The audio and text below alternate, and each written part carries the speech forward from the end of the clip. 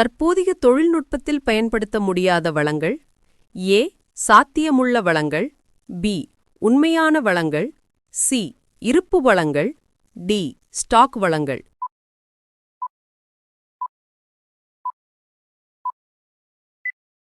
விடை D. Stock வளங்கள். வளங்கள் பரவியிருக்கும் நிலையை பொறுத்து வகைப்படுத்தல். ஏ. உயிருள்ள மற்றும் உயிரற்ற. பி. பரவலான மற்றும் உள்ளூர். சி. இயற்கை மற்றும் மனிதனால் உருவாக்கப்பட்ட.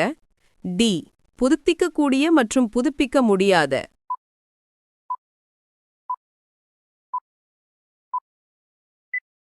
விடை பி. பரவலான மற்றும் உள்ளூர். எந்த ஒரு நாட்டின் மிக மதிப்புமிக்க வளம்? ஏ. எண்ணெய். பி. தங்கம். சி. விவசாய நிலம். டி. மனித வளம்.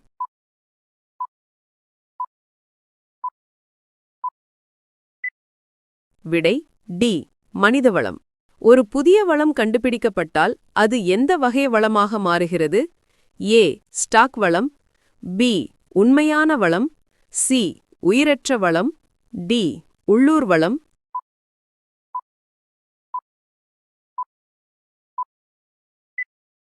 விடை பி. உண்மையான வளம். வளங்களின் மறுசுழற்சியின் மூலம் குறைக்கப்படுவது. ஏ. வளம். பி. உற்பத்தி. சி. கழிவு. டி. தேவை.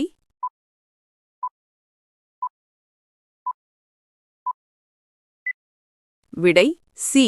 கழிவு. இந்தியாவின் தேசிய கொடியை வடிவமைத்தவர். A. Doctor B R. Ambedkar. B. Jawaharlal Nehru. C. Pingali Venkayya. D. சுபாஷ் சந்திர போஸ்.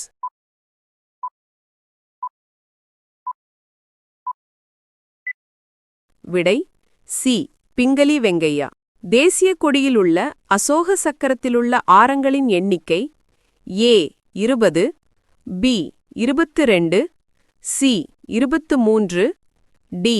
24.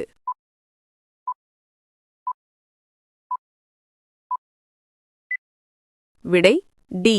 24. தேசிய கொடி ஏற்றுக்கொள்ளப்பட்ட ஆண்டு. ஏ. 1947 ஆகஸ்ட் 15. பி. 1947 ஜூலை 22. சி. 1950 ஜனவரி 26.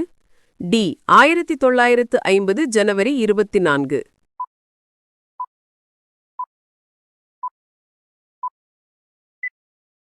விடை பி. 1947 ஜூலை 22. தேசிய கீதத்தை இயற்றியவர்.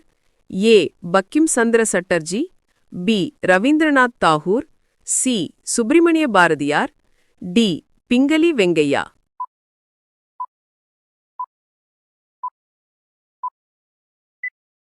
விடை பி. ரவீந்திரநாத் தாகூர். தேசிய சின்னம் எந்த தூணிலிருந்து எடுக்கப்பட்டது? A. Sanchi. B. Kalingam. C. Bodhgaya. D. Sarnath.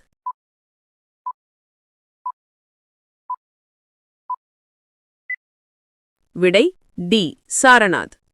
உங்கள் நினைவைச் சோதிக்க ஒரு கேள்வி. இந்தியாவின் தேசிய கொடியை வடிவமைத்தவர். A. Doctor B R. Ambedkar. B. Jawaharlal Nehru. C. Pingali Venkayya. D. சுபாஷ் சந்திர போஸ்.